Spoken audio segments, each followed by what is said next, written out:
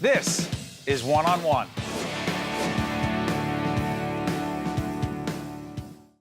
We are pleased to welcome Nina Stack, who is the president of Council of New Jersey Grantmakers, which is a statewide association serving private philanthropy. So private foundations, corporate giving programs, community foundations, individual donors. And a lot of corporate supporters who help us in public broadcasting, particularly John Pearson, who's your chair at Horizon, talked to us about you. And he said, hey, do you know it's their 20th anniversary? Yes, it is. So when the organization was created, right, people say, there's government, and government's job is to help people who have the least. Hubert Humphrey once said, right, we will be judged by how we treat the oldest, the most vulnerable, the children, and everyone who is sick in between.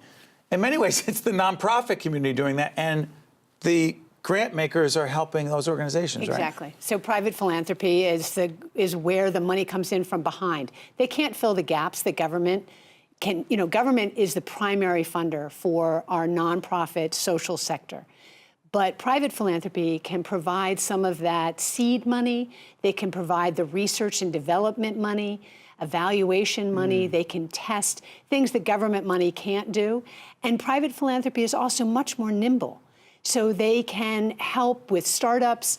They're really kind of the venture capitalists for the social sector in a lot of ways. For the organization, the most exciting, important things you're involved in right now include?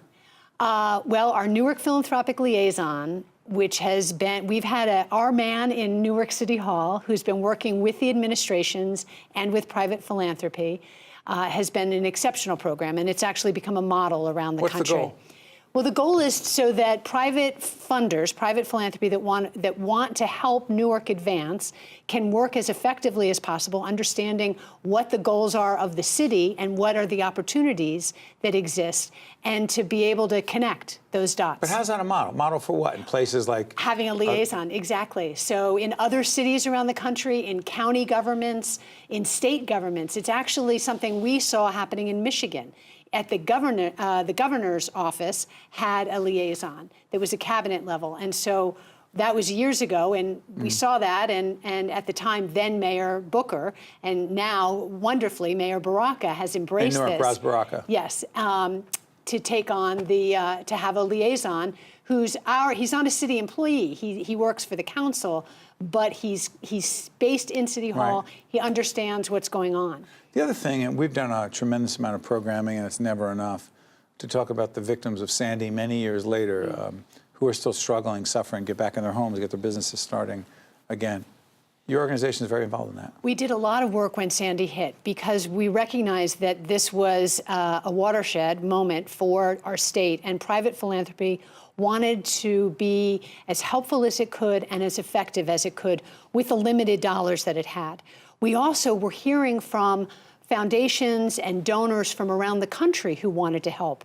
So we launched a series of weekly phone calls and provided donors who wanted to dial in with briefings on everything that was going on that they could learn from. We also heard from our colleagues around the country, like from Baton Rouge, Louisiana, and from Vermont after the storms there and after tornadoes in Alabama, what was needed. So we found out that legal services were absolutely essential. In Alabama, that was one of the great things that they taught us. They worked with law students. So it helped our funders understand where their money could go. Do you advise the prospective funders and help them how to be strategic and impactful? We don't matchmake between nonprofits. But you give valuable information. We give valuable information. So we help them be good grant makers.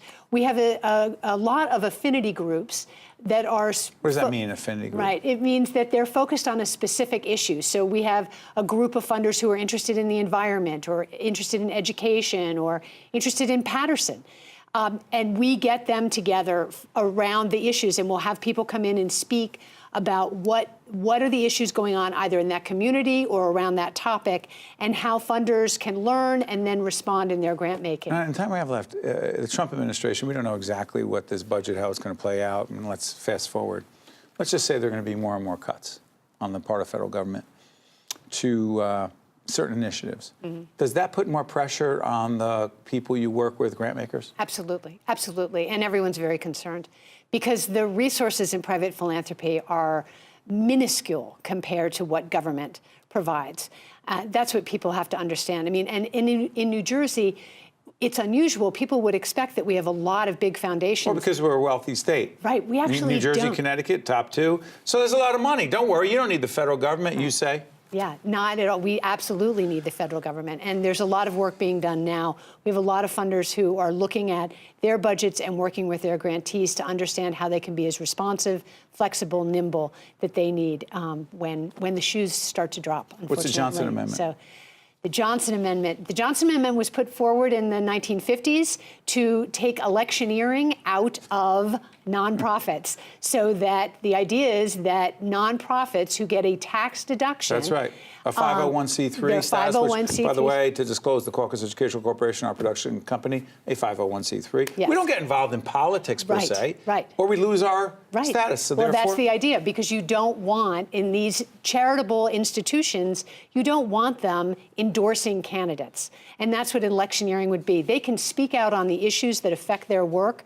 There's no one stopping them from that. How does that impact philanthropy in a few seconds? Well, foundations want to be able to support the work. They don't want to be supporting an organization that is perhaps endorsing a specific candidate. That's not why they got into grant making. Exactly. Exactly. That's why they didn't. Most rewarding part of your job is? The most what? Rewarding. Oh, I get to learn a little bit about a lot of things every single day. Our members are doing work that impacts the lives of so many people of our state and actually our world, and I get to work with them. So I'm thrilled for that. And by the way, check out the website that you've been seeing throughout the entire time. Many of those grant makers support public broadcasting and media and do other really important things. So I want to thank Nina Stack, who's the president of the Council of New Jersey Grantmakers, trying to figure out every day how they can help other people, particularly those who are not getting the help that they need. So we really appreciate you coming in. Thanks, Nina. Thank you. Well done.